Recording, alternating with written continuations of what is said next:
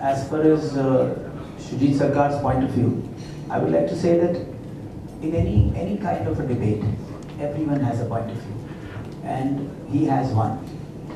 And there are so many other point of views. So eventually, a channel or the audience is the decision maker, and a channel is always dependent completely. TV is not even like films that अगर अच्छा है या नहीं है तो भी चलती रहेगी, या एक अपने पॉइंट ऑफ व्यू से कोई आदमी चला सकता है. TV functions only on the verdict of an audience.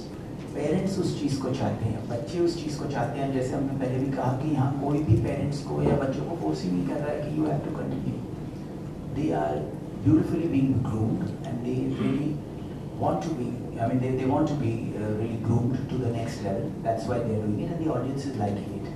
I completely मैं सबका डिसीजन, सबके कमेंट्स, सबके जो पॉइंट ऑफ व्यू है उसकी रिस्पेक्ट करती हूँ, लेकिन मेरा ये मानना है कि अगर बचपन से अगर आपको किसी चीज़, जैसे बच्चों को पढ़ाया जाता है आगे जाके जॉब करने के लिए, इसीलिए पढ़ाया जाता है ना कि आगे जाके बिजनेस करना है, लाइफ कैसे जीनी है, इसीलिए स्कूल में भेजा जाता है. तो रियलिटी शोज भी एक ट्रेनिंग है. आपको अगर आपको आगे सिंगर बनना है, सक्सेसफुल सिंगर बनना है, उसके लिए आपके लिए ट्रेनिंग है. तो अगर बचपन से ही अगर आप इतने प्रोफेशनल लेवल पर परफॉर्म करेंगे तो बड़े होकर आप पता नहीं क्या बन सकते हैं. Like I am an example of that. मैं बचपन से परफॉर्म कर रही हूँ, तो इतनी यंग एज में I am judging a reality show and I think I am doing it quite well. We are all products of starting off at a young age and it only gives you a lot of experience. आपको बहुत एक inside perspective मिलता है बहुत कम समय में.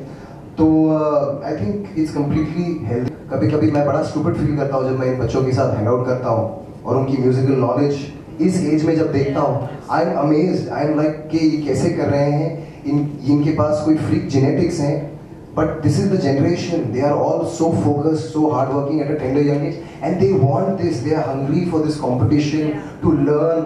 सो we are not giving them anything that they are not capable of. Trust me, we love them to that. हमारे सारे जजेस, jury members, they treat them as if they are our children. And we know, we spend so much time together. हमें पता है उनकी capabilities क्या है, और उनकी capabilities, trust me when I say this, they are far above and beyond what we are giving them. So they are capable of much more than this. जब हम बच्चे को चलना सिखाते हैं, बड़े होके इवेंचुअली चलना ही होता है सबने, है ना. तो हम जब बच्चे को चलना सिखाते हैं, बिल्कुल छोटी एज से चलना सिखाते हैं. क्यों? और हमें पता है कि अगर वो चल के गिर भी सकता है, उसको चोट भी लग सकती है, लेकिन चलना सिखाते हैं ना. मैं तकरीबन 6 या 7 साल का था, तब से मैंने गाना शुरू किया और मैं मेरे वालिद साहब से सीखता रहा. उसके बाद में मेरे बहुत सारे गुरु बने, मैंने बहुत सीखा. लेकिन अगर मुझे ऐसा लगता है कि अगर मैंने उस एज में मेरे डैडी की, मेरे पेरेंट्स की बात नहीं सुनी होती, या मैंने बहुत ज़्यादा प्रेशर फील किया होता, तो आज मैं इस स्टेज पे ना बैठा होता कि जहाँ पे आप मुझे देख रहे हैं. अगर लता मंगेशकर जी बचपन से ना गा रही होती, या उन्होंने प्रेशर फील किया होता, या उनके ऊपर प्रेशर होता है ये सोचकर उनके पेरेंट्स उनको ना गाने देते हैं, तो आज लता मंगेशकर जी नहीं बनती, आशा जी नहीं बनती, सचिन तेंदुलकर नहीं बनते.